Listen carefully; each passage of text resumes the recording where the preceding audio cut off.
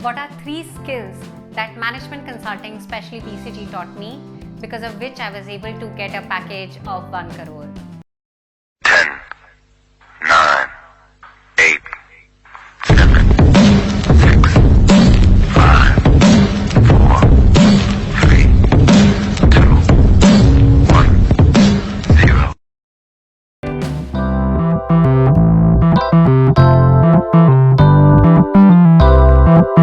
Hola, if you're new to my channel, I'm in Mexico right now, rather Mexico.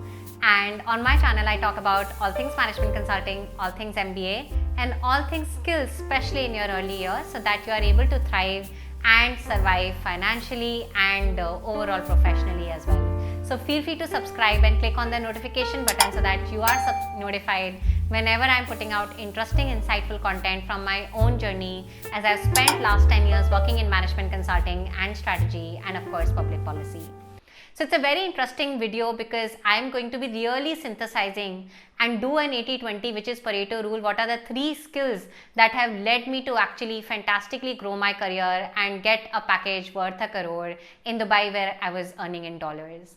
And I look forward to hearing your comments in the comment section if there is a particular skill where you struggle to actually implement it, and what kind of challenges that you may have. If ample number of you are going to be commenting, that of course I'll be more than happy to consider to make a separate video on it.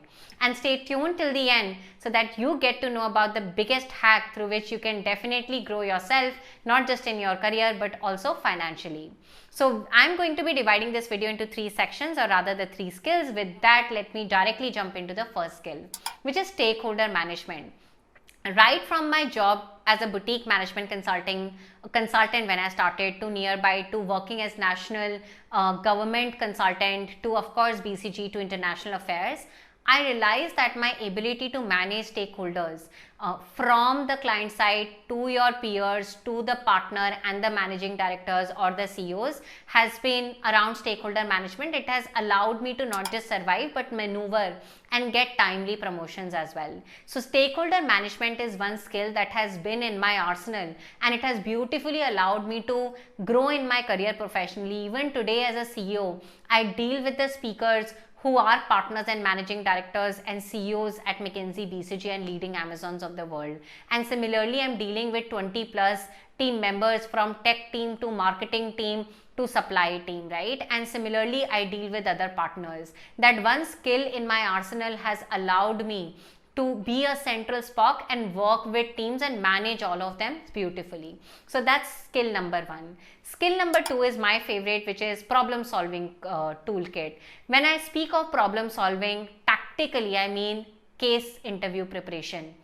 This is one skill that has allowed me to put my foot inside multiple doors, from being a government consultant to working BCG to actually cracking international affairs job as well. In all these 3 roles, I was supposed to actually solve a very interesting case study. I have made separate video around free consulting resources, so I will put a screenshot somewhere on my screen. So if you're interested to, feel free to check them out. And even in a real job, when you're working, even not as a consultant, many a times you're surrounded in messy situation, unstructured, uncertain situation. So that is one skill that can allow you to bring structure to the chaotic situation. So if possible, try to do a lot of case interviewing. If possible, in your actual job right now, put a lot of structure to messy situation that is noticed by your employer, that is valued as a skill. And that's why management consultants even externally get paid a job bomb. And even now today, as startups are not hiring Mckinsey, BCG of the world. BCG in fact has a green shoot arm through which we actually advise the leading unicorns of the country, but most of the startups cannot afford BCG, Mckinsey, Bain of the world, and hence they hire internal strategy consultants. And if you exhibit already these skill sets on your job, then there's a very high chance that you would be promoted and you could become a strategy consultant within your own organization. That is how my promotion at Groupon, now called Nearby, took place almost 7-8 years ago. Which brings me towards the last section and the last skill, which is my favorite once again, which is communication. Communication as a skill, I would want to divide that further into 3A and 3B. When I say communication 3A, by 3A, I mean Can you speak briefly? Can you speak in structure? When you're dealing with your peers, when you're dealing with partners, when you're dealing with clients, most of them are busy people. Especially young professionals struggle to being brief. They want to talk about the effort. I think we live in a world that cannot stop speaking. So when you're in a dialogue, not in a monologue, when you're in a dialogue, try to always be very brief. Try to talk in 3 points. I legitimately know people who have gotten promotions because of this skill. I know of people, and of course myself included, who have gotten offers because of this skill.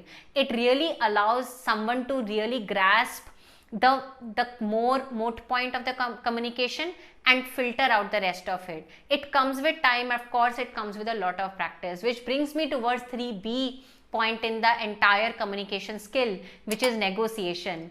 Negotiation, not just as a sales professional, but your salary. Of course, you will grow a lot if you know how to negotiate your salary. I have legitimately negotiated my salary. In fact, the last job where I made a crore, I had negotiated my salary. You never negotiate a salary, my friends, in a negotiation fashion. You do it in a request manner. And it also depends what kind of quality of the interview that you had. And it also depends what is your leverage. So for example, I had really good interviews when I was interviewing in my last international affairs firm in Dubai. I also had a very strong leverage. I knew that I was confident enough. If I request for a higher salary, I'm fine if they refuse for it, because I have my startup going on back then. So if you know how to negotiate it well, then of course you can grow in your career financially, and of course in your career professionally as well. I have always maintained that these 3 skills, if you notice, are not really hard skills per se. They're business and soft skills. If I were to be very candid, unlike coding, unlike hard skills like artificial intelligence or IoT, they cannot be acquired in a passive format like YouTube. When you think of business skills, when you think of soft skills, you have to acquire them in an interactive format, in a high quality community setting. I get a lot of questions around in my comment section, Shatakshi, how did you acquire a good English speaking skill? I'm going to actually make a separate video around that as well. But when I entered, the short answer to that question is, when I entered St. Stephen's College campus, I was 19, and St. Stephen's as a campus attracts a lot of diversity. So students from northeastern regions, students from south of India who do not speak Hindi fluently. So we all were together studying in one ecosystem, and that is when I realized I have no other option but to communicate in English. And over a period of time, over 3 years, I got a good grasp over English. And of course, with time, the thing with language is you just keep on practicing it, and the more you practice it, the better you become at it. And that is the thing with stakeholder management, problem solving toolkit, and communication. With that, if you need more help to surround yourself with the most kindest, with the most purposeful and a high quality network, then feel free to check out my education venture, globalgovernanceInitiative.org, especially the Impact Fellowship program, where you're not just taught these skills, but you're actually taught them by personalized mentorship from Mckinsey, BCG, and Bain mentors. And of course, you get hiring opportunities by our employment partners, and you get live and interactive masterclass with MBB partners, and you also get to advise leading NGOs in this country. That's my chai break with all of you. I have really managed somehow to get my favorite chai from Boston to here in Mexico. So I really hope that you get to do cheers with me on chai. And with that, please take care, stay happy, stay healthy, and be kind to each other. Adios. I'll see you very much soon. Bye-bye.